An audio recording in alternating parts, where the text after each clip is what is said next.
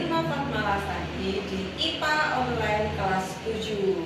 Kali ini Ibu akan membahas tentang klasifikasi materi pada materi menurut komposisinya. Yang sebelumnya, di video sebelumnya Ibu sudah membahas ya tentang materi menurut wujudnya. Sekarang materi menurut komposisinya dibedakan menjadi dua. Ada materi yang sebagai zat tunggal dan materi sebagai campuran. Jadi materi menurut komposisinya dibedakan menjadi zat tunggal dan campuran. Zat tunggal, apa sih zat tunggal itu? Zat tunggal adalah materi yang seluruh bagiannya mempunyai komposisi dan susunan yang tetap. Jadi zat tunggal adalah materi yang seluruh bagiannya mempunyai komposisi dan susunan yang tetap. Jadi komposisinya tetap, susunannya tetap, itu adalah zat tunggal. Contohnya apa? Natrium, besi aja, besi Fe. Fe itu kan unsur, itu termasuk zat tunggal. Susunannya, komposisinya ya tetap, yaitu besi atau Fe. Jadi zat tunggal itu ciri-cirinya komposisi dan susunannya tetap. Zat tunggal itu sendiri dibagi menjadi dua, ada unsur dan ada senyawa. Zat tunggal berbentuk unsur dan senyawa. Unsur adalah zat tunggal yang tidak dapat diuraikan lagi menjadi zat yang lebih sederhana lainnya. Jadi kalau unsur itu zat tunggal yang tidak dapat diuraikan lagi menjadi zat yang lebih sederhana lainnya lagi. Jadi di sini unsur itu termasuk zat tunggal yang sudah tidak diuraikan lagi atau sudah menjadi ketetapan. Contohnya besi tadi ya, besi berarti Fe. Jadi unsur Fe. Kemudian oksigen. Nah, itu termasuk unsur oksigen. Oksigen tidak bisa diuraikan lagi menjadi zat yang lebih sederhana karena itu sudah merupakan zat tunggal atau berupa unsur. Sedangkan senyawa adalah zat tunggal yang tersusun atas dua atau lebih unsur yang berbeda. Jadi kalau unsur itu zat tunggal yang tidak dapat diuraikan, kalau senyawa zat tunggal yang tersusun atas dua unsur atau lebih, ya, tersusun atas dua unsur atau lebih, itu namanya adalah senyawa. Bagaimana bisa tersusun atas dua unsur atau lebih? Itu melalui reaksi kimia. Nah, sekarang kita bahas contoh-contohnya. Unsur dibedakan menjadi tiga. Ada unsur logam, ada unsur non-logam, ada unsur metaloid. Unsur logam contohnya adalah natrium, besi, magnesium, tembaga, seng, emas. Itu termasuk contoh-contoh unsur logam. Berarti natrium, besi, magnesium, tembaga, seng, dan emas ini termasuk berwujud padat ya, karena termasuk unsur logam. Logam itu biasanya wujudnya padat ya. Emas itu kan padat, bukan cair ya. Nah, itu termasuk unsur-unsur logam. Jadi natrium itu simbolnya Na, besi itu simbolnya Fe, magnesium itu simbolnya Mg, tembaga simbolnya Cu, seng itu simbolnya adalah Zn, emas simbolnya adalah Au. Jadi unsur itu masing-masing mempunyai simbol atau seperti ini. Jadi lambang sendiri-sendiri. Dan unsur itu sangat banyak. Kemudian contoh-contoh unsur non-logam. Unsur non-logam itu ada karbon, simbolnya C, klor, simbolnya Cl, nitrogen, simbolnya N, hidrogen, simbolnya H, iodium, simbolnya I, dan brom, simbolnya Br. Ini termasuk contoh-contoh unsur non-logam. Contoh unsur metaloid, ada silikon, simbolnya Si, ada germanium, simbolnya Ge. Unsur metaloid itu merupakan unsur yang sifatnya antara logam dan non logam, bisa berupa logam, bisa berupa non logam. Jadi pertengahan ya. Kemudian senyawa itu contoh-contohnya dibagi menjadi senyawa organik dan senyawa anorganik. Senyawa organik itu adalah suatu senyawa di mana terdapat unsur karbon. Unsur karbon itu simbolnya C ya. Nah, jadi terdapat unsur karbon itu termasuk ciri-ciri dari senyawa organik. Contohnya apa? C6H12O6. Ini adalah glukosa ya, berupa gula. C12H22O11 ini adalah senyawa dari gula. Kemudian C6H6 itu adalah benzena. Ini biasanya digunakan untuk parfum ya, bau aromatik. Nah, kemudian senyawa anorganik, senyawa yang tidak mengandung unsur karbon atau C di sini contohnya NaCl, garam dapur ya. Jadi NaCl itu adalah garam dapur. Garam dapur sering kita gunakan untuk memasak ya. Kemudian H2SO4 ini adalah aki, asam sulfat aki.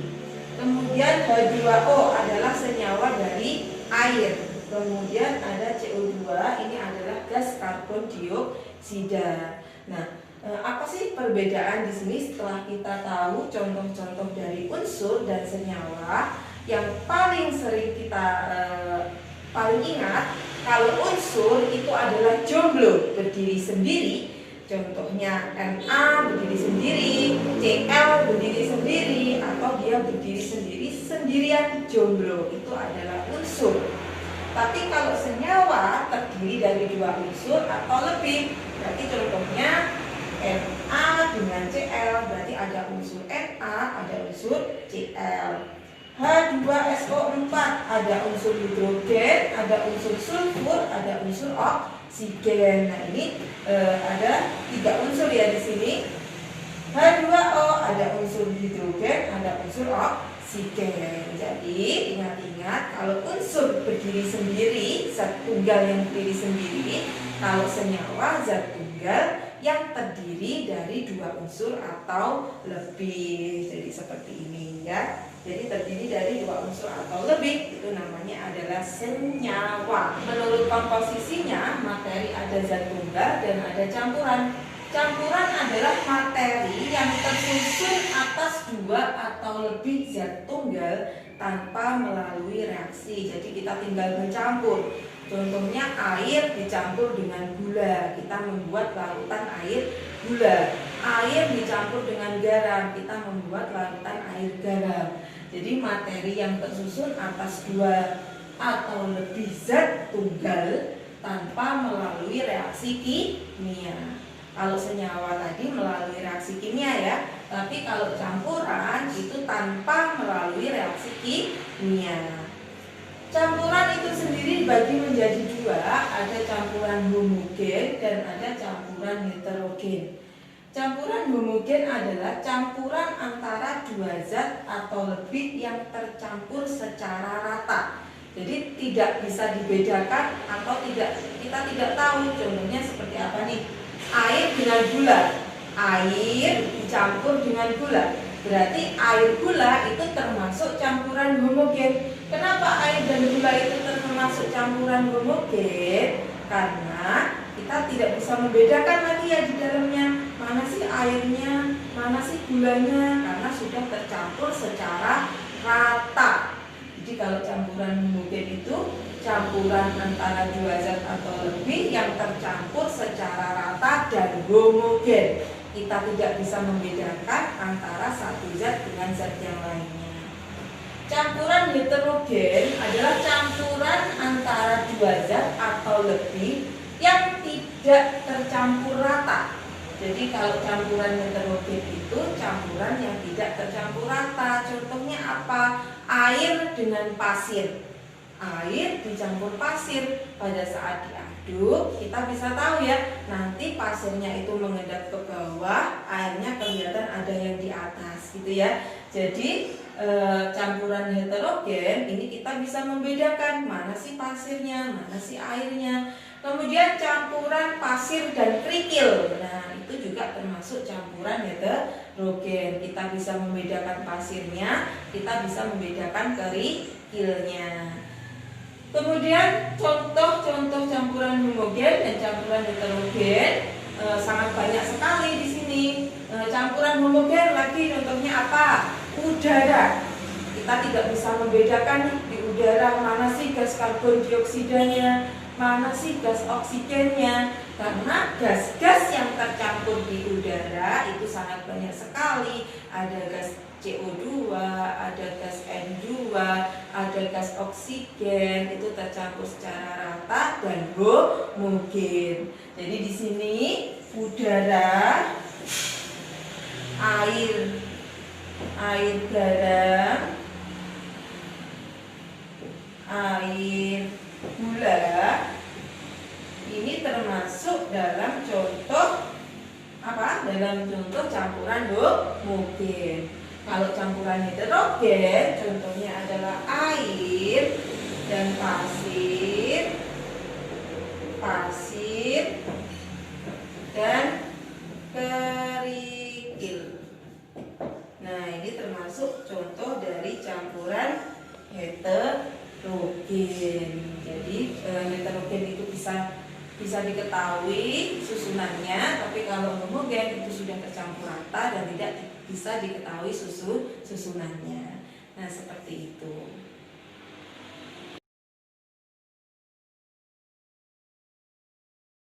Contoh-contoh soal dari klasifikasi materi. Yang pertama, materi berikut ini termasuk ke dalam unsur, senyawa, atau campuran. Kita disuruh menentukan mana sih unsur, mana sih senyawa, mana sih campuran. Emas itu adalah logam ya. Dia simbolnya AU. Berarti emas itu termasuk unsur. Udara itu adalah apa? Campuran ya di sini ya, karena banyak zatnya atau banyak materinya. Ada O2, ada CO2, kemudian ada gas nitrogen dan lain-lain. Karet ini termasuk campuran. Kemudian perak itu apa? Perak itu logam, simbolnya adalah Ag. Berarti perak itu termasuk unsur. Air itu adalah terdiri dari H2O. Ada unsur hidrogen, ada unsur oksigen. Air ini adalah senyawa. Belerang itu simbolnya adalah S. Ini termasuk unsur. Garam itu adalah NaCl. NaCl terdiri dari unsur Na sama unsur Cl. Karena ada 2 lebih unsur, namanya adalah senyawa. Karbon monoksida itu adalah CO, yaitu unsur karbon dan unsur oksigen yang berpasangan. Berarti ini termasuk senyawa. Stainless steel. Nah, ini termasuk paduan logam yang biasa sering kita jumpai ya dalam peralatan rumah tangga. Contohnya seperti teflon, nah itu terbuat dari stainless steel. Ini merupakan perpaduan antara logam aluminium dan logam lainnya. Berarti stainless steel itu termasuk campuran. Asam cuka itu adalah CH3COOH. Nah, asam cuka ini termasuk apa berarti? Senyawa, karena terdiri dari 2 unsur atau lebih. Susu termasuk apa? Susu itu adalah campuran antara air dan susu ya. Boleh susu bubuk ataupun susu cair. Berarti susu itu termasuk campuran. Tanah itu juga campuran. Kenapa tanah campuran? Tanah itu banyak ya komposisinya, ada pasir, kerikil, rumput, kadang juga ada daun-daunan kering, jadi saling bercampur di situ. Nah, karena itu juga termasuk campuran. Kemudian tentukan jumlah unsur penyusun senyawa berikut ini. Yang pertama ada karbon monoksida. Karbon monoksida itu simbol senyawanya adalah CO, karbon monoksida. Berarti CO itu tersusun atas satu atom C dan satu atom O, gitu ya. Terdiri dari satu atom karbon dan satu atom oksigen. Baking soda. Baking soda untuk membuat roti, kue itu tersusun atas satu atom Na, kemudian ada satu atom hidrogen, satu atom karbon C ya, kemudian 3 oksigen atau 3 atom oksigen. Jadi penyusun baking soda itu adalah satu natrium, satu hidrogen, satu karbon dan 3 oksigen.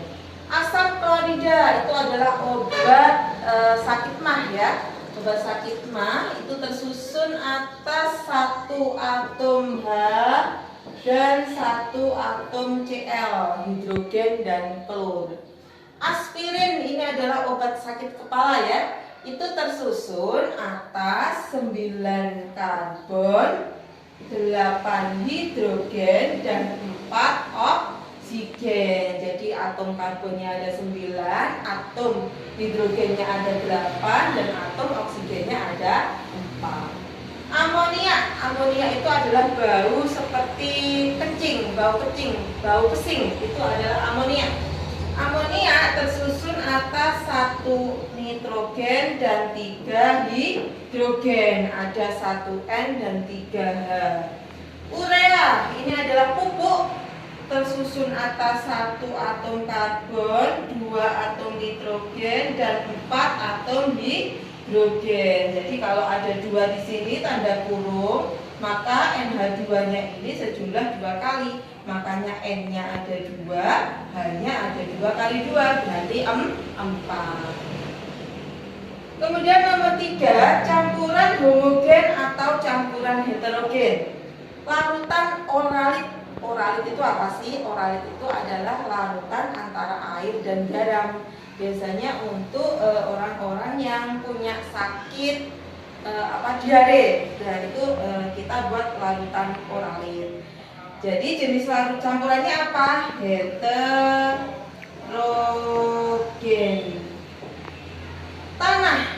Tanah itu bisa dibedakan ya. Maaf, larutan oralit itu tadi tidak bisa dibedakan karena seperti larutan air gula sama air garam ya. Berarti ini homogen karena sudah tidak bisa dibedakan lagi. Mana sih airnya, mana sih garamnya gitu ya. Kalau tanah baru campuran heterogen karena bisa dibedakan mana tanah, mana kerikil, mana pasir, kemudian mana kotoran-kotoran yang ada di dalam tanah. Nah, itu masih bisa dibeda-bedakan lagi. Perunggu ini adalah campuran antara logam tembaga dan masih banyak logam lain ya. Jadi perunggu ini adalah campuran, tapi campurannya adalah homogen.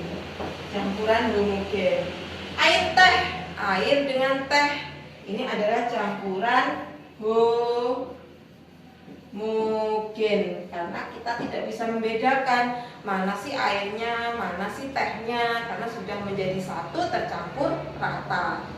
Sup ayam kita bisa bedakan ya mana wortelnya, kemudian mana ayamnya. Nah, berarti ini campuran heterogen.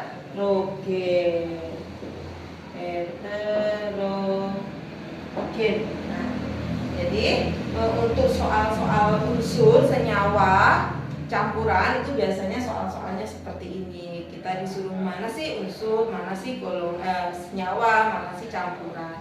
Nah, kita harus hafal ya. Untuk contoh-contohnya nanti Ibu tulis di belakang ya. Terima kasih. Wassalamualaikum warahmatullahi wabarakatuh.